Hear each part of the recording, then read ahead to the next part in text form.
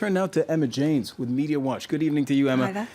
Look, let's talk about, you of course have been looking at what's online, what's on social media, on the internet, and in the press. And let's talk about David Cameron for a moment, the British Prime Minister, because it turns out that he did indeed, surprise, surprise, benefit from his father's secret offshore fund. So what's the web saying about this? Well, I think one of the most surprising things about this is that so far, not that many publications or politicians have really gone in for the kill when it comes to David Cameron. Perhaps it's something to do with uncertainty because of the vote on Brexit, whether Great Britain leaves the EU, which happens later this year in June. But The Independent has got off the fence with this particular opinion piece by Kirsty Major. She says David Cameron must resign. If Jeremy Corbyn, the leader of the opposition in the UK, won't call for it, she says David Cameron's own party must stab him in the back. They have done it, of course, before to Margaret Thatcher.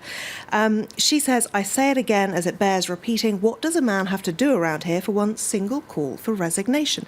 There have been some politicians who've come out and said it, but nobody high enough up the political food chain for it to really be worrying Downing Street too much just yet. However, there is a hashtag Resign David Cameron that is doing the rounds, and there is going to be a protest march tomorrow, and of course there is a dress code. People have to wear Panama hats in honour, of course, of the Panama Papers. If we take a look at The Guardian, though, they're focusing on one of the real great questions to come out of this. OK, what he did wasn't illegal, but is it immoral? This opinion piece by Suzanne Moore likens David Cameron to the tight friend who never buys a drink but earns far more than you do. She says tax is a marker of civilization, and yet the richer you are, the more free you are to not contribute, though you are still free to lecture others on the benefits of hard work.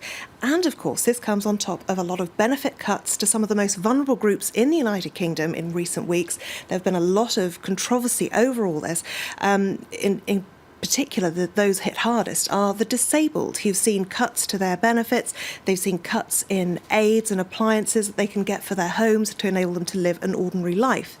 Now, the Daily Telegraph says this is David Cameron's worst week. They point to the fact that it's the fifth time now that Downing Street has given a different response to the Panama Papers. They also point out that his approval ratings, Cameron's approval ratings, have dropped below that of the opposition Jeremy Corbyn for the very first time. And of course, David Cameron's own hypocrisy is really being highlighted by all this. This tweet from back in 2015, 2nd of May, almost a year ago. Lots of people retweeting this one, responding to it today. I have a simple view that if you've done the right thing, worked, saved and paid taxes, you should be rewarded, not punished. Now, back in 2012, he was scathing about a UK comedian, Jimmy Carr, for his offshore tax avoidance shenanigans. And he said that the guy was morally wrong. Jimmy Carr has responded to this today and been unusually reserved, really, in his response. What he says is, I'm going to keep it classy. It would be morally wrong and hypocritical to comment on another individual's tax affairs. There you go, David Cameron in hot water. And clearly it damages his message when he's calling for tax transparency, now that we know what we do know. And in our later editions, we'll be talking to one of those people who's organizing those protests tomorrow against David Cameron with the Panama hats. You're also looking at this other story. It's really a crazy story here. It's according to an employment tribunal, I shouldn't say it's okay, but it's not discriminatory to fire your employee after calling him a faggot. Yes, that does seem to be the accepted way of translating a phrase used here in France, which is PD, PD. It's short for pederast, which actually is so much stronger than just calling somebody gay or even faggot, which is pejorative. But pederast is actually referring to men who prefer young boys. So you can understand why there's been this shock that a tribunal has ruled that, no, this isn't a homophobic slur, this is fine.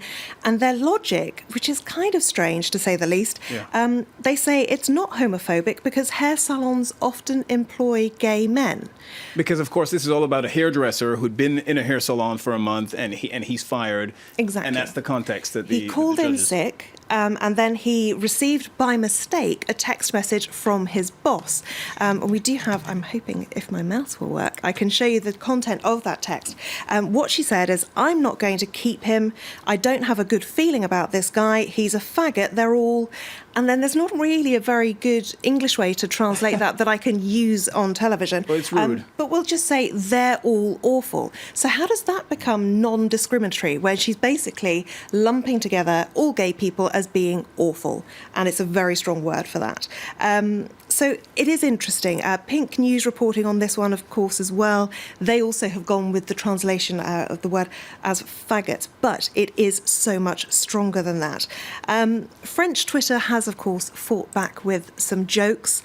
This particular one has a photo of a gay pride march saying everyone's at this year's International Salon of Hairdressers. This one, too, saying that the Industrial Tribunal has made my day. I'm going to call my banker straight away to call him a crook. And finally, this one, which is a picture of course, the Village People, saying that, of course, now they've got to think about adding a hairdresser to their ranks. And the employment minister also said she was appalled, by the way, by this ruling. So we'll see whether that changes anything going forward. Thank you very much. Emma James with MediaWatch. Do